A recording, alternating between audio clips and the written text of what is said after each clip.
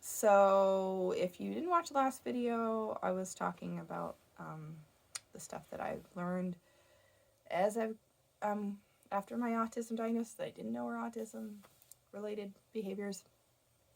In the last one, I was talking about like routine, repetitive behaviors, um, and how that is often like misrepresented in literature and assessments. Um, but this video, I want to talk a little bit. This topic's a little bit more uncomfortable for me because there are a lot of parts about autism that I do really like about myself. Um, I do really, really like that I have an incredible bandwidth for research. Um, I enjoy doing research. I will research the crap out of everything that I have a major decision about. And I will have a lot of information surrounding this before I do anything that would impact me. And if anybody else has an issue that they have questions about, I really like doing research for them too. So any question that comes up, like I'm really good at it. Um and like I love direct communication. I like knowing what people want from me. I like being able to ask for um exactly what I need. It makes me feel really secure to be able to have a conversation with somebody where I know where they stand and they know where I stand. Like that about my autism, I like that. Um, I like my structure. I like my routines. I like all that stuff. The hardest part right now for me is my meltdowns. And this has always been so hard for me. I actually recently had a conversation with my mother where I like told her that I was autistic. I'm 43 years old and I just am learning this, and it was kind of hard for her to understand. I told her like only because I really wanted to know what I was like as a kid, and like if the things that I'm struggling with now I still struggle with. And she really had a hard time, um, and because she felt like she like failed as a mom, um, that she didn't know this about me. But honestly, there are so many like really trained psychologists that even the ones that study autism that have not great information, and aren't able to pick these things up even in themselves or their own children. So I think that's something that, although I've struggled with for a lot of years, like when I didn't know I had autism, like feeling like when I was a kid it wasn't ideal and I didn't know why. Um, Now I do, and so there's been some healing there. But the meltdowns, I still have them, and because I didn't know I had autism, I haven't I haven't done enough assessing or like understanding around what causes them. Um, so I'm in the stage right now of like trying to figure that out, and it's really challenging because it could be like a cumulative thing, and like I don't know. Like for example, I went to a concert. Let me start earlier than that. I went for a hike one morning and with a friend. So that was social. And then I went and I met up with my partner later, and we hung out a little bit before we went to a concert. And then we had the concert, there was like a performer that was like kind of loud, or than I normally. For the room size, it was loud, so that was like hard for me. And there was like people, so there was like more social stuff, and then there was like different food that I normally eat. But I don't. It was fine. Like all of these things in of themselves are fine, mostly. And then we went home, we went to sleep, but like my sleep was like disrupted. Because there was like a mouse in his kitchen, in my partner's kitchen, and like it woke us up, and like there was some dealing with that, and then I didn't get the sleep that I needed. And then the next morning I woke up and like I was starting to do stuff, and then like I realized I wasn't okay, and then I had like a meltdown in a transition time when I had to leave. And it was like, I don't know which thing that I should eliminate or like do differently to like know how to not get to a place where I have a meltdown, because the meltdowns are bad, and like when I have them, it looks bad, and then like the aftermath of it is like hard, because then I'm exhausted, and anyways, I just don't know how to manage it yet. Like when it starts, it's like then I don't have control, and it's like a train that's not gonna.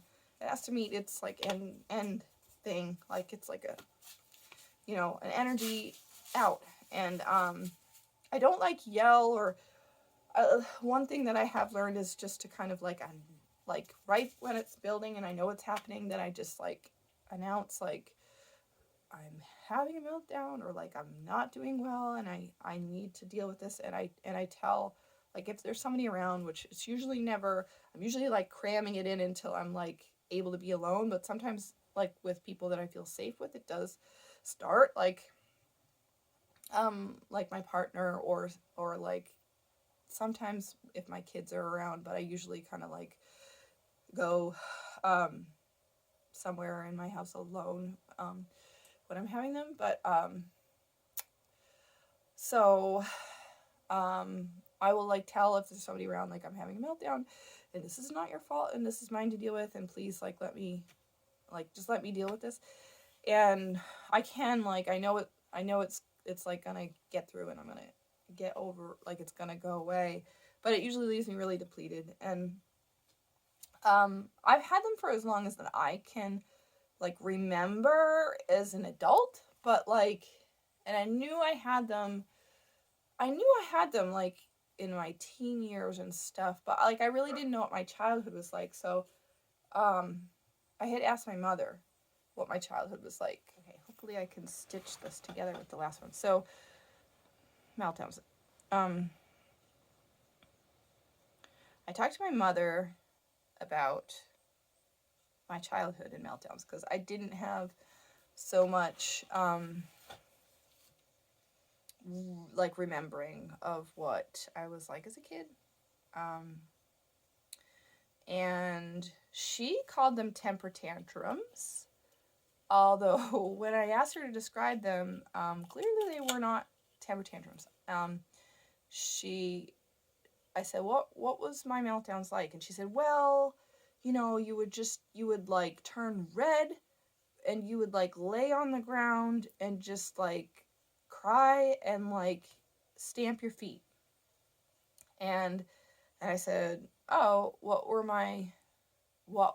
they about? She said, well, is when you didn't get what you wanted.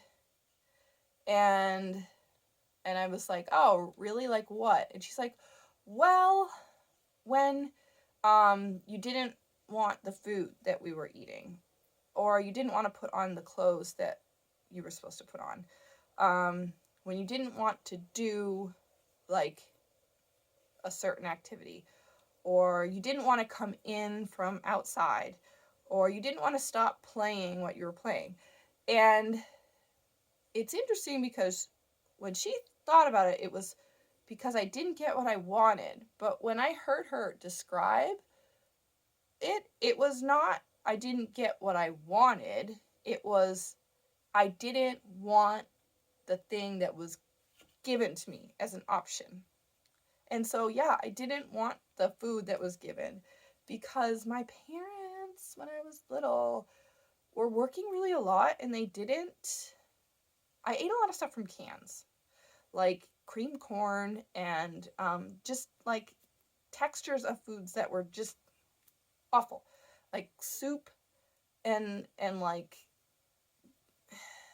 just lots of stuff from cans, and it was gross. Like texturally, like the vegetables were pasty and squishy, and the cream corn had like creamed stuff and then solid stuff, and I don't like mixed textures. And then for clothing, I didn't like the feeling of the clothing that they were making me try to wear, and um, they didn't like look at that part of it, and then stopping playing or stopping coming inside, and like that is like, it makes sense because I don't want to stop the activity that is like repetitive and like I'm doing it, and I didn't want to stop doing it. And she said that the difference was that my meltdowns were so much more dramatic than my sister's, and they were bigger and they lasted longer. And I asked her what helped, and this is funny because this is the same thing that helps me now. Is like she said, well, a lot of times we would put you in a different calm environment, and like where it was quiet or like low lighting or something, or when you were little we would sometimes just put you in the bathtub with the warm water, and like it soothed you that way. And it's like, I still do that. I still, if I'm like having trouble, warm water, like will stop it like almost instantly. If I have the ability to get into the shower, or like it's great if there's one of those like shower heads that like kind of come off and you can hold it. If I like run it on my head, like right here, it's very soothing. Or if I get in the tub and I'm surrounded by warm, that's very soothing. I'm learning how to. The reasons why that helps is because like it just stops the like my meltdown, just like kind of calms down. So, and or going into like a dark closet or something, like putting like a blanket on me or something. It's just interesting, like none of this stuff over the years have I ever thought was like autism, but clearly it is. So this is like the thing about meltdowns. Apparently I've had them my whole life, and the part that's like really, really hard is that they won't, I thought, that, I don't know why I thought this, but like I thought before I had autism, I thought that like my meltdowns would stop at some point in my life. Like I would not experience them anymore. And I was like kind of waiting for that to happen. Despite the fact that it's been like always my whole life, I thought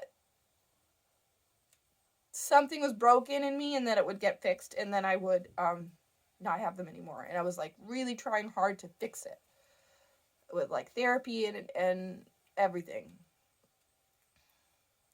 And when I realized I had autism, and I realized that this like a part of autism that happens, that was hard. That's still hard because like I don't want to deal with meltdowns for the rest of my life. Nobody does. They're really disruptive. Maybe it's just the messaging that I have surrounding them, because clearly when I was a child, the message surrounding them was like I was being manipulative or something. But or bad or wrong, and I have to release some of that.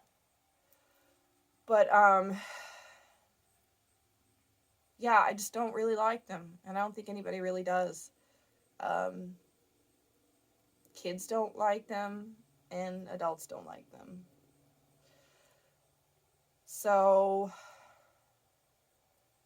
I don't know. I think I have a lot more understanding and empathy for small people. I mean, I did before, but now for small people that are like dealing with big things in their bodies, it's like, yeah, I know what that feels like.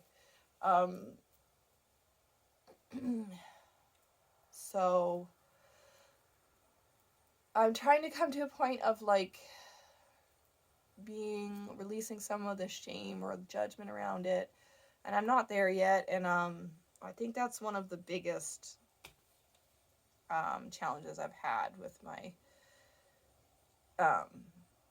diagnosis, is just like understanding that this is like a lifelong thing. And although it does make it so that I am more focused on assessing like what will help me or like what my triggers are, it because I know that I need to do that to have a better life. It also is like super hard to accept that it's lifelong. So anyways, with that, I think I'm just gonna go back to stacking my wood, and I hope, like, I don't know, I've gotten so many nice comments from you guys, and like, thank you if you even watch the end of this. It's like, I really appreciate it. And when you comment, it does help. It really does help me. So thank you so much, and I wish you all the best. Bye.